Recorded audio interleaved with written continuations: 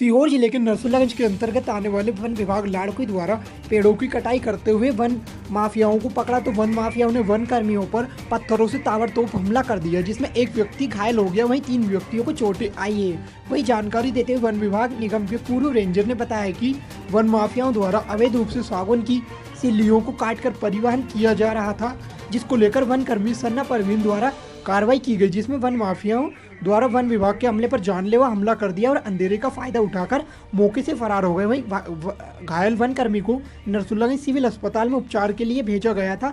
तो वहीं वन विभाग द्वारा अवैध परिवहन की जा रही सिल्लियों को जब्त कर उक्त कार्रवाइयों के विरुद्ध अधिनियम के तहत कार्रवाई की जा रही है। अवैध लकड़ियाँ पकड़ी है और मारपीट भी, क्या मामला है सर? पूरा मामला कुछ इस प्रकार का है कि भिलाई बीट के कष्ट क्रमांक 454 में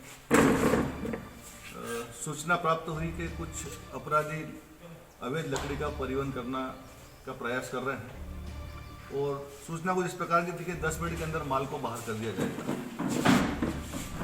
भिलाई बीट की प्रभारी सुश्री सना परवीन, जिनको भी आए अधिक समय नहीं हुआ है, इन्होंने तत्परता से अपने वहाँ के चौकीदार हैं सचिन पेठारी और मनोज पेठारी, इन दोनों को तत्काल साथ लेकर और घटनास्थल को रवाना हुए और वहाँ पर जाकर अंदाजा था कि कुछ परिवहन करते मिलेंगे, लेकिन वहाँ पर दृश्य कुछ इस प्रकार का निकल के आया कि वहाँ पर 10-12 लोगों का होना का अंदेशा हुआ।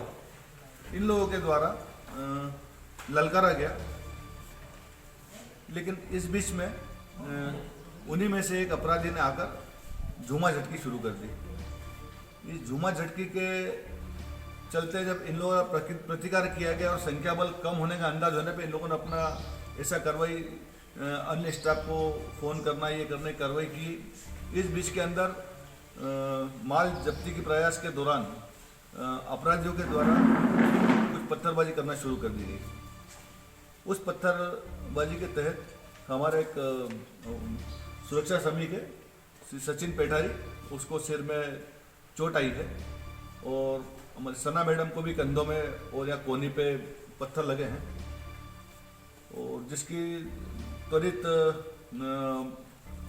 पूरे स्टाफ को खबर करने पे पूरा स्टाफ विदिन हाफ आवर पहुँच गया वहाँ पर और उसके पश्चात जब्ती कार्रवाई करके और वापस आकर और पुलिस थाने में इसकी कार्रवाई करी गई। उसमें एक मुलजिम की निशानदेही हुई है, उसका नाम श्री हरि सिंह बारेला के रूप में हुई है।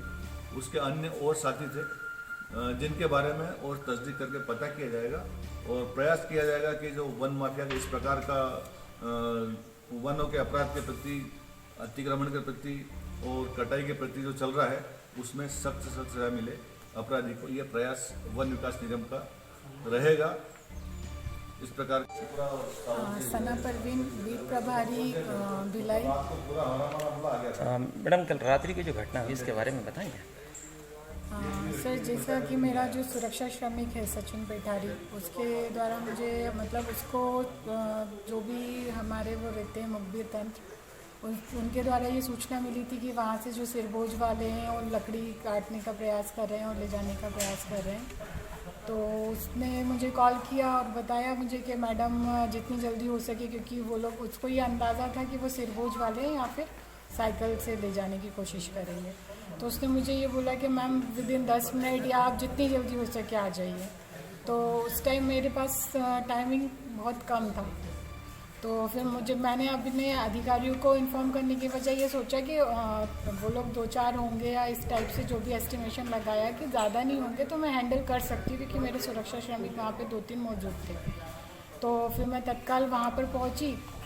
तो वहाँ पे फिर हमने जैसे ही मौके पे पहुँचे तो वहाँ पर हमें एक मिल भी गया, वहाँ पे जो भी लकड़ी वाला था।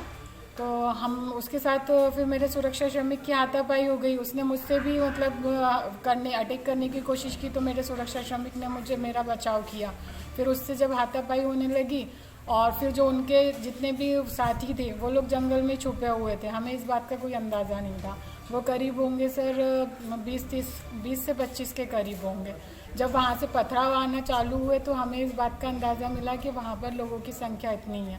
फिर मैंने जैसे तैसे इन लोग को वहाँ वो तो छूट गया जो हरी सिंह बारेला की पहचान की गई वहाँ पर, फिर वो भी चला गया क्योंकि हम लोग अपने आप को बचाने की कोशिश कर रहे थे।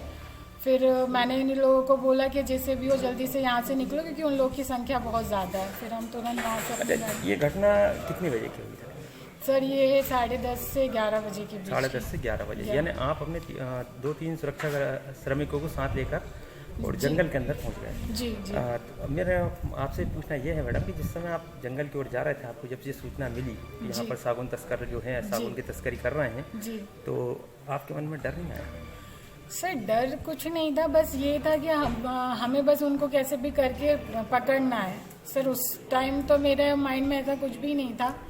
आपके पास सुरक्षा के लिए अगर आप पर अटैक हुआ तो उस समय आपके पास सुरक्षा के लिए क्या, जैसे हथियार और सेफ्टी के लिए रहते हैं, आपके पास क्या चीज़ें मौजूद थी? सर कुछ भी नहीं था। तो आप एक अकेली लड़की होकर जो है माफियाओं के बीच में, और वो भी रात के अंधेरे में, जिस तरीके से आपने एक बहादुरी का जो कार्य किया है, और तकरीबन आप बता रहे हैं इनकी संख्या 12-15 के तक तकरीबन होगी जी। और इतने लोगों के बीच में एक आप अकेले का और सुरक्षा श्रमिकों के साथ लेकर जाकर और इस मतलब माफियाओं के बीच में कूदना, मेरे हिसाब से ये जो आपकी ये जंप है एक बहुत बड़ी जंप हो चुकी है क्षेत्र के लिए। ये बड़ी घटना है कि किसी महिला वन रक्षक के द्वारा ऐसी एक निडर होकर जो कार्रवाई की गई है, तो आपको उस समय कैसा लगा?